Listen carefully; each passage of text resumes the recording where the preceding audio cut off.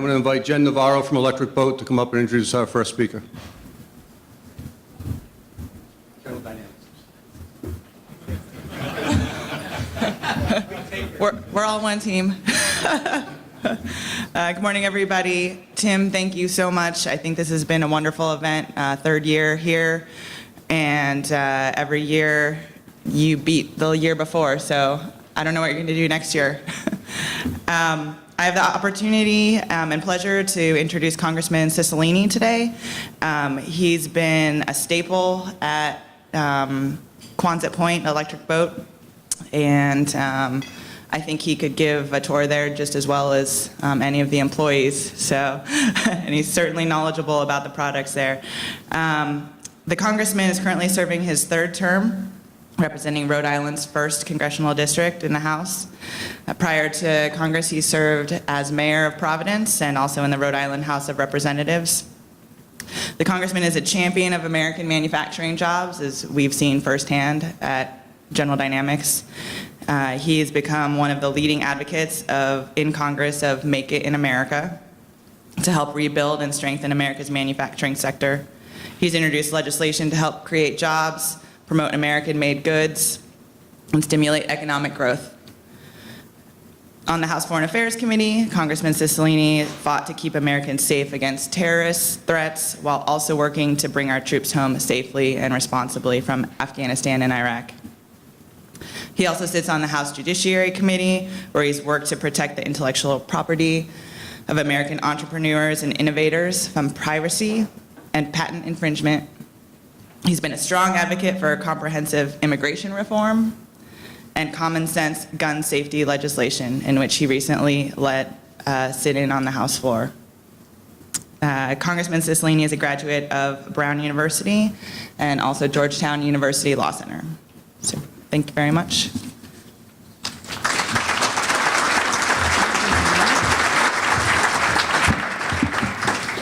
Good morning. I want to begin by thanking you for inviting me, and particularly thank Jen Navarro for that very nice introduction.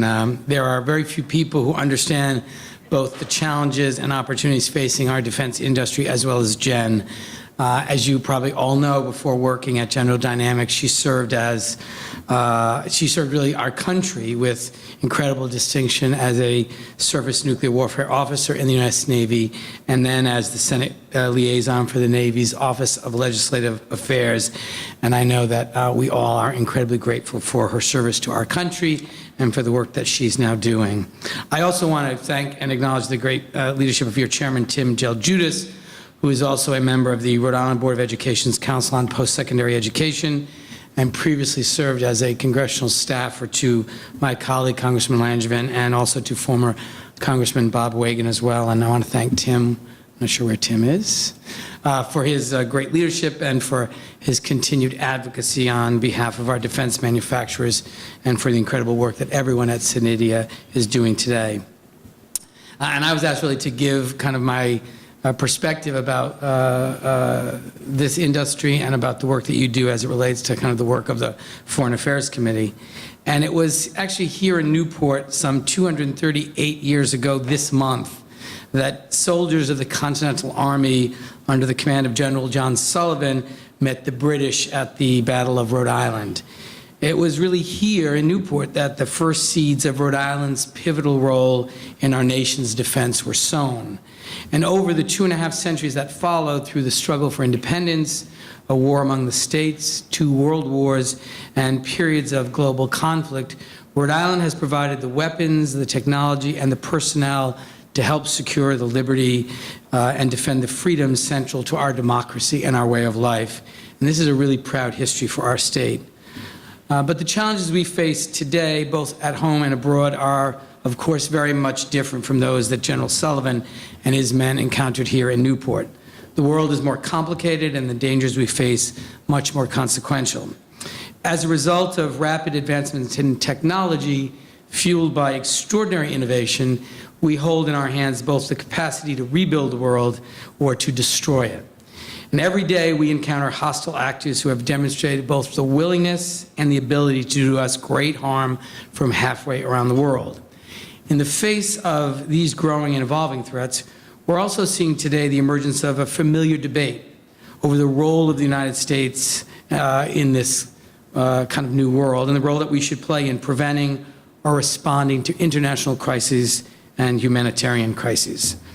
In this presidential election, we're faced with really a clear choice: whether we'll continue to lead the world towards greater freedom and security for all mankind, or if we'll withdraw from it; whether we'll maintain our standing as a beacon of hope for the oppressed and persecuted, or whether we'll say to millions living in peril, "You're on your own." We've asked ourselves these same questions in generations past, and each time we've answered the call to fulfill the ideals of our founders and to honor our destiny as the last best hope for mankind. Now it falls to this generation to answer this call once more. And in my view, it's critical that we not give in to the temptation of thinking, as the Republican nominee has argued, that abandoning our friends, turning our backs on outsiders, and reducing our global footprint will somehow make us safer at home. It won't. Instead, the same ideals that guided our founders, their commitment to expand human freedom, promote liberty, and ensure the security of all mankind, must continue to inform our approach to the world and the global community of nations, whether they are our friends or our foes. We should not seek the false illusion of safety and comfort by retreating to our own shores and leaving the world to fend for itself. Instead, we must continue to lead the world forward with a foreign policy guided by strong diplomacy and always, always backed up with the threat of overwhelming military force when necessary. As a member of the House Foreign Affairs Committee, I know that the world we face today is smaller and more intricately interconnected than at any other time in human history. And I know equally how important it is that we continue to meet aggression with strength, threat with resolve, and hostility with a renewed commitment to our alliances, and all the while continue to pursue diplomatic resolutions of conflicts. We see this urgency most immediately in our approach to Russia, which has grown more belligerent both in Eastern Europe and in the emerging front of cyber warfare.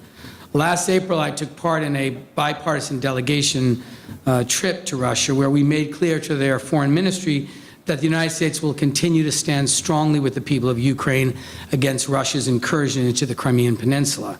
This military intervention is a gross violation of international law and existing treaties. If Russia continues in its reckless refusal to withdraw its military force, the United States should continue to impose strong sanctions on the individuals responsible, including travel bans and freezing assets. And we must continue to make clear that any Russian interference in the free and democratic elections of another sovereign nation will be met with a vigorous response. The right of a people to freely govern themselves is not a right to be granted by a single state or a ruler. It's a God-given right for all mankind. I'm very proud that the U.S. House of Representatives made this clear last October when it passed Resolution 348, which was my legislation to support the right of the Ukrainian people to freely elect their government. Despite that, the Russian military has shown no signs of backing down. Recent reports on the hacking of the Democratic Party, of news organizations, and even state voter databases have suggested that the Russians are attempting to influence this year's American elections and even elect candidates who have expressed their naive admiration of the Russian government. This cannot be tolerated. Let there be no doubt, if the Russian government continues in its reckless behavior, we must respond appropriately, forcefully, and on our own terms. Likewise, the need for continued American leadership could not be more clear than in the Middle East. For years, we have had no greater friend nor more trusted ally than the State of Israel. Israel is the strongest democracy in the Middle East and has been a pioneer in combating terrorist activity, has made tremendous strides in the new frontier of cybercrime. For that reason, earlier this year, I introduced the U.S.-Israel Cybersecurity Cooperation Act, which would establish a joint U.S.-Israel Center of Excellence for Cybersecurity, creating a public-private partnership to share best practices, to build on each other's research and development, and to support innovation in the field of cybersecurity. By cooperating on these important fronts, we can hopefully combat the pernicious attacks that continue to take place, and most recently we've seen them even at the Democratic National Committee and the Democratic Congressional Campaign Committee earlier this summer. While protecting ourselves in the cyber world is just as imperative, it's just as imperative that we continue to cooperate with our allies to protect ourselves in the physical world. And as you know, Israel has a long history of being surrounded by regimes wishing to wipe off the face of the map the entire country, and none more determined than the country of Iran. Despite the efforts of previous presidents, both Democrats and Republicans, to deter an arms race in the Middle East, the Iranian regime remained committed for more than a decade to its effort to develop a nuclear weapon that would pose a clear and present danger to Israel's existence and to the stability of the region. Over the years, the Iranian regime amassed 19,000 centrifuges to enrich uranium, stockpiled more than 11,000 kilograms of enriched uranium, and perfected the process to produce weapons-grade uranium at 20% levels. In addition, Iran was constructing a heavy water reactor at Iraq and permitted very limited IAEA access to declared nuclear facilities. Faced with this reality, President Obama built a strong international coalition, the P5+1, and began a diplomatic effort to reach an international agreement to prevent a nuclear Iran. This effort, backed with the threat of more severe sanctions and the possibility of military strikes to destroy Iran's nuclear capability, ultimately culminated in the Joint Comprehensive Plan of Action, the JCPOA. The JCPOA imposes serious limitations on Iran's nuclear program and expressly prohibits the development of a nuclear weapon. The agreement requires Iran to reduce its stockpile of enriched uranium by 98% to 300 kilograms for 15 years, and Iran is required to reduce its operating centrifuges by 2/3 and will be permitted to enrich uranium to only 3.67%, well below the level necessary for a nuclear weapon. The agreement also forces Iran to accept the most intrusive and rigorous inspections regime ever imposed on any country through a negotiated settlement.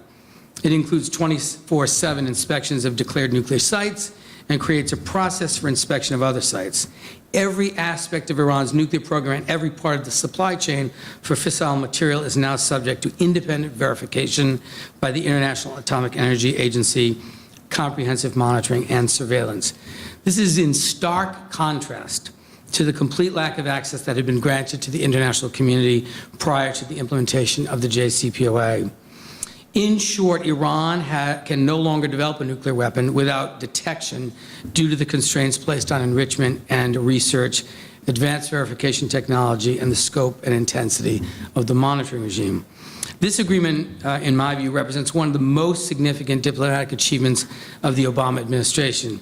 In the years ahead, it will be critical that the next administration enforce the provisions of this agreement and use a combination of diplomacy, the threat of force to ensure Iran honors these agreements and never acquires a nuclear weapon.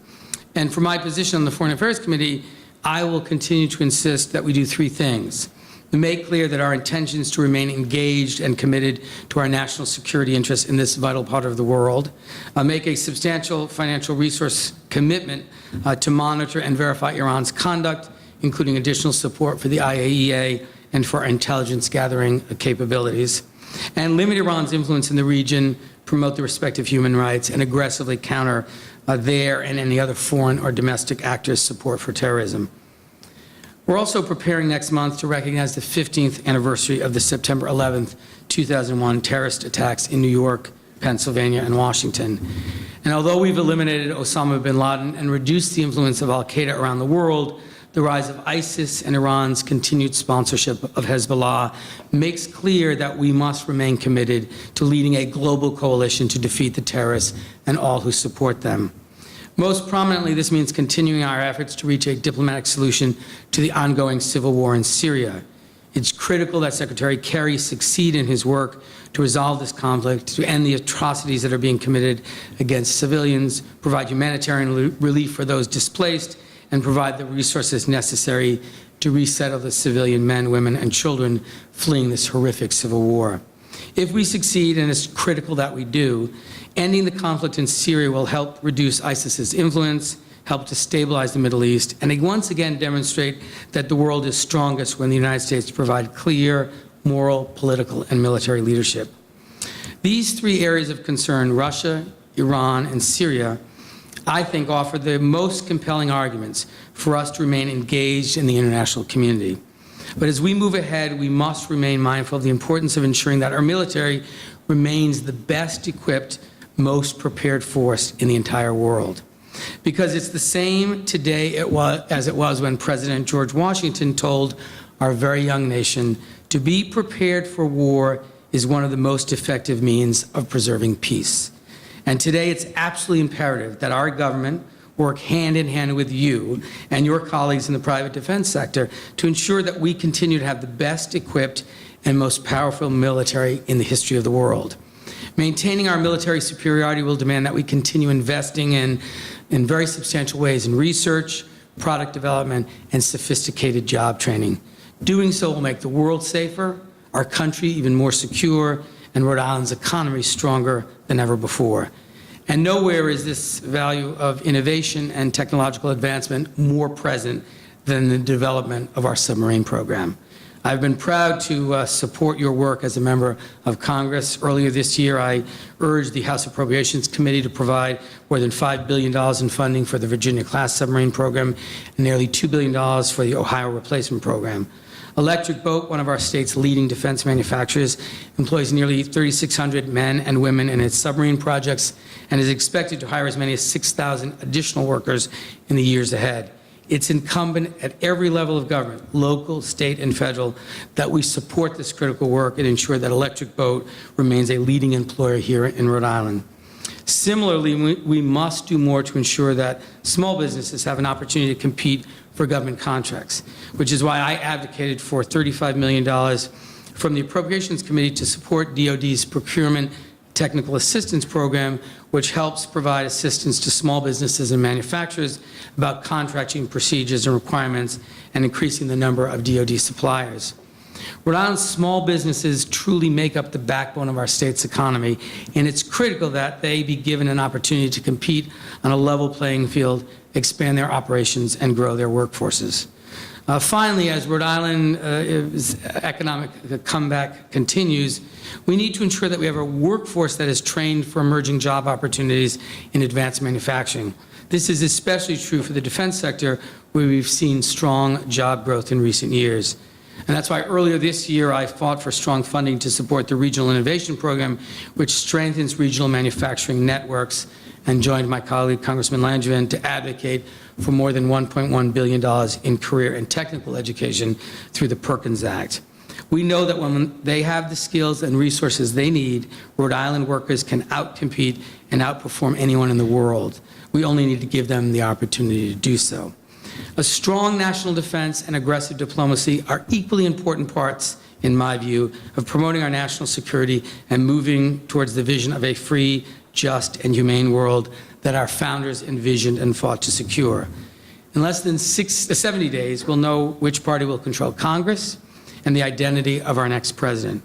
No matter the results this November, it's critical that we continue to lead the world forward, to give voice to the voiceless, to stand up for the oppressed, and most importantly, to keep America safe and secure. That is our charge. That is our unique responsibility in the world, and the work that you do is absolutely critical to achieving that vision. So I want to thank you for being here. Thank you for the work that you're doing. It's an honor to work with you, to serve with you, and to advance our shared ideals for a strong and secure America. Thank you.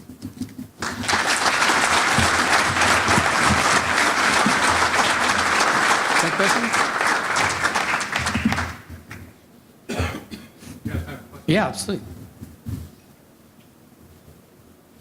We got time for questions. Any other questions?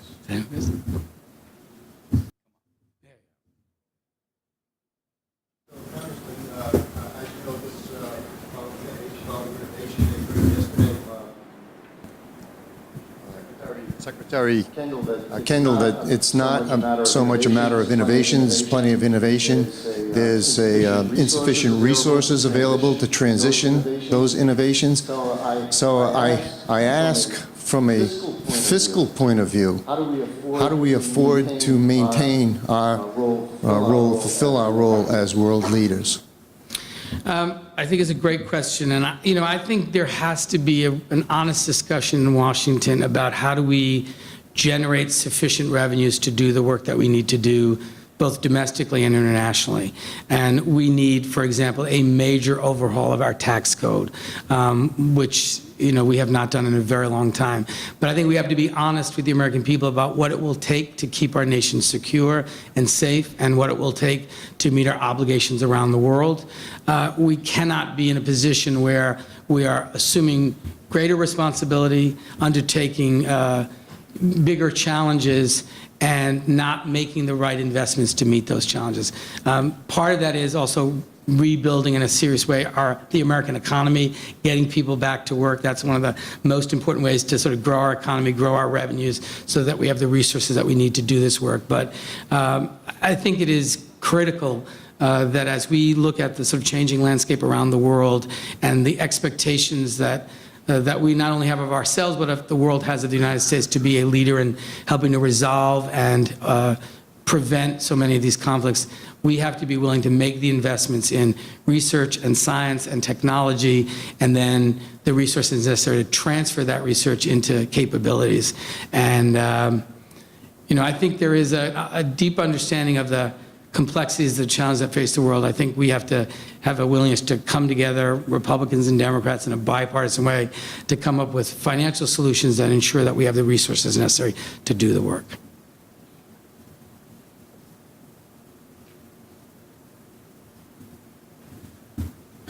Yes, sir. Congressman Don, thanks for joining us today. My question is this. You're in a room full of innovators, and they manage technologies that work in about a 3-year technology cycle. Typically, the federal budget process at best works in a 3+ year, maybe more like 7 to 10 year cycle. Do you have any ideas on how we can work within and structure the budget, the federal budget, so that there are funds available to move quickly to pounce on innovative technology? Yeah, I think there have been a number of proposals. I belong to a group called No Labels, which is made up an equal number of Republicans and Democrats that have come together and tried to work in a bipartisan way. And the budget process has been a focus of part of our work. And there are a number of proposals that we put forward about a multi-year budget process so that people would actually have an understanding of what the next 3 to 5 years is rather than year to year. But the current process is completely broken because we have an appropriations process that doesn't work properly, where we're not doing sort of the normal appropriations process, although there's a lot of discussion about returning to regular order where that will happen. But the implications it has in many areas, but particularly in the defense sector, is crippling, because it's not only bad in terms of the way it impacts your operations, it's bad in terms of the bottom line of just good budgets, because it ends up very often that it costs more when people do not have that kind of continuity, and they can make reliable predictions about work and about the government investment in particular programs. And so it's not only disruptive, it's not cost effective. I think there is recognition of that. I think having people who are willing to look at ways that we can not only follow the regular order and follow the existing budget process that as it currently is supposed to work, but also think more kind of creatively. Can we do, can we pass budgets for longer terms? Can we do 3 or 5 year budgets so that people can really do effective planning? I think the other piece of that is we have to develop ways to provide sort of more nimble funding and resources that are available in those moments when innovations are developing and opportunities present themselves. And, I think of my work on the Judiciary Committee, where we're responding to changes in technology, in digital media and in music and things that are moving so quickly, and we're grappling with, old statutes and reauthorizing statutes that were written 20 years ago. We have got to figure out how we can respond more quickly and provide opportunities that have a lot more nimbleness than the current system, where the innovation is moving so fast and Congress is moving so slowly very often. So I think kind of figuring out, are there pots of resources that you can do that have greater flexibility for those moments, but also can we improve a budget process so that people can do good planning and have predictability?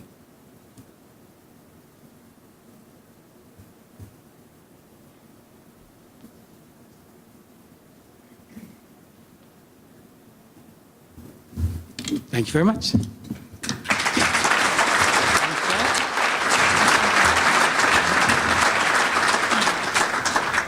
as a token of our appreciation for speaking here today, of no value. It's of some value, thank you. Monetary.